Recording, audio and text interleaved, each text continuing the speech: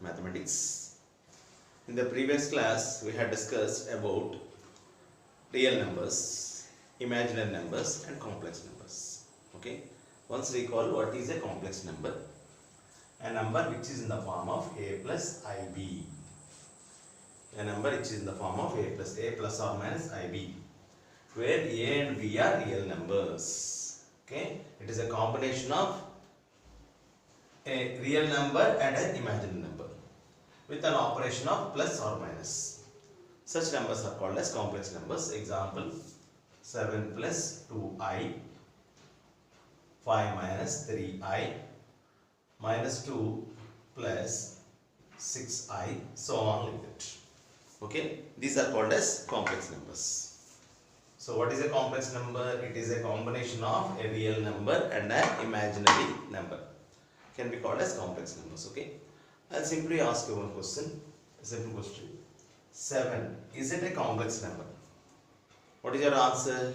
No, it is not a complex number. But my answer is yes. How? How 7 can be a complex number? Yes. 7 can be written as 7 plus I0. 7 is equal to 7 plus I0. I into 0. Anything multiplied with 0 is the answer is 0. So that means 7 plus 0, which is equal to 7. So it regained its original form. So that's why 7 can be written as 7 plus I0. So from this, what do you infer? We infer that every whole number, every natural number, every integer, every rational number and every irrational number can be written in the form of a complex number. For example, minus 3. Minus 3 is equal to minus 3 plus I0. Okay, like that. Or minus 3 minus I0. It gives minus 3. Okay. For example, if you take a rational number, minus 4 by 7. Yes, minus 4 by 7 plus I0 is equal to minus 4 by 7. So a rational number is written in the form of a complex number. An integer is written in the form of a complex number. An whole number or a natural number is written in the form of a complex number. So, and you take a rational number root 2.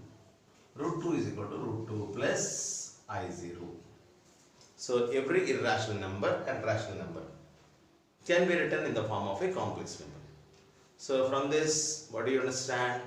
We understand that every natural number, every whole number, every integer, every rational number and every irrational number can be written in the form of a complex number. So every natural number is a complex number. So every whole number is a complex number. Every integer is a complex number. Every rational number is a complex number. And every irrational number is a complex number. So each and every number can be written in the form of a complex number. Okay, even and you take an imaginary number. For example, 7i. This can be written as 0 plus 7i.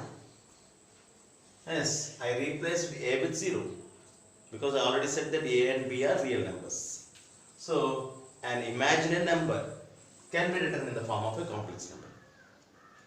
Okay, so all natural numbers, all whole numbers, all integers, all rational numbers and all irrational numbers together can be called as real numbers. Okay, because each and every rational number, whole number, integer and irrational number are called as real numbers. So every real number can be written in the form of a complex number. Okay, right.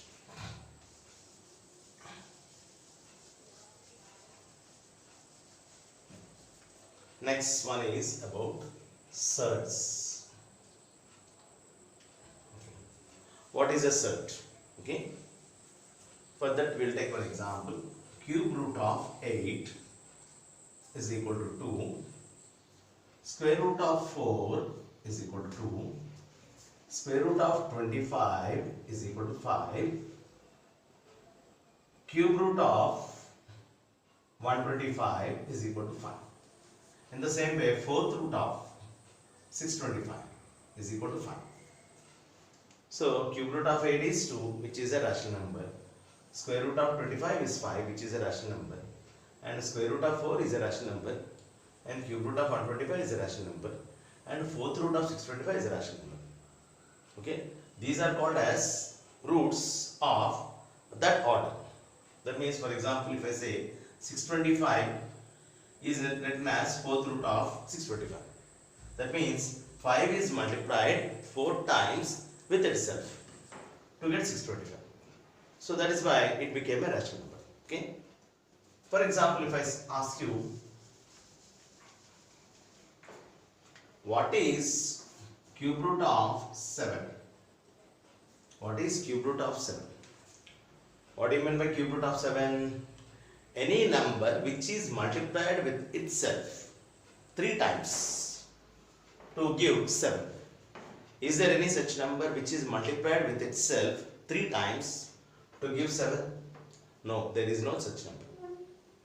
There is no such number which is multiplied with itself 3 times to get 7. That means there is no rational number which gives cube root of 7. That means cube root of 7 is not a rational number. Not a rational. If cube root of 7 is not a rational, it is an irrational. If cube root of 7 is not a rational, it is an irrational. Okay. So that's why if I say fifth root of 11, it is not a rational number. So finally, how do you define a surd? A surd is nothing but a number which cannot be expressed as nth root of any natural number. For example, nth root of a.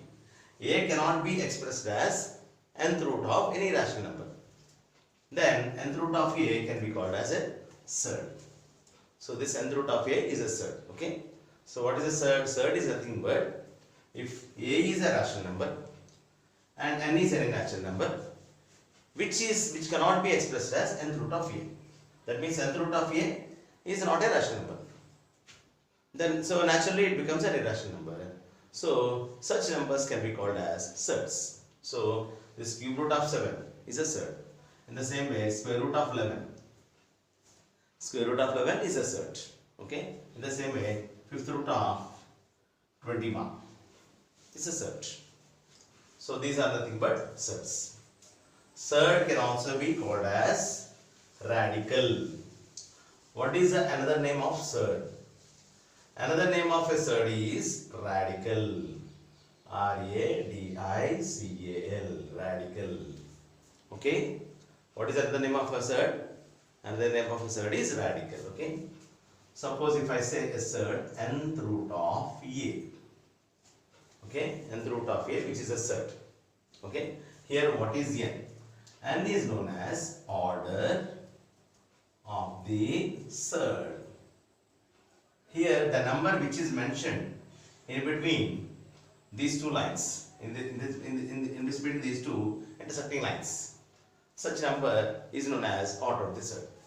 And here A is called as radicand. Radicand. Okay. And nth root is known as sign or symbol of the surd. Sign of surd. And nth root of a is a radical. Okay. So these are called as parts of surds. Okay. And let's here take an example.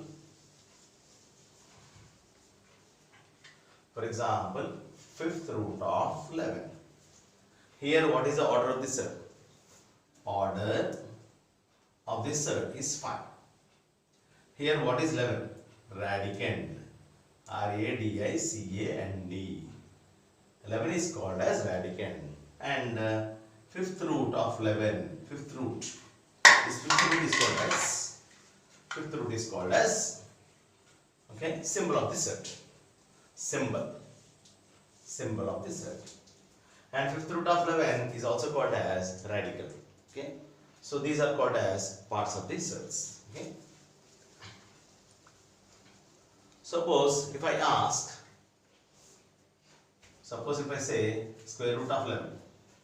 What is the order of square root of 11? Here no order is mentioned. If no order is mentioned, How can you define the order of the third? If no order is mentioned, it is taken as 2. So square root of 11 can also be written as second root of 11. So finally, what you understood? If no order is mentioned here, that third is nothing but second order. There is no first order, okay? Only second order. It begins with the second order. That means the minimum value of 1 is equal to 2, but not 1. 1 is greater than or equal to 2. Nth root of a. Here n is nothing but either 2 or greater than 2, but not less than that, okay? So if no order is mentioned, such a third is taken as second order, a third of second order. Okay, hope you understood all these things. So in the next section we'll discuss types of thirds depending on their number of terms and depending on their degree. Okay, thank you very much for watching this video. Keep subscribing to Praveen Tutorials. Thank you.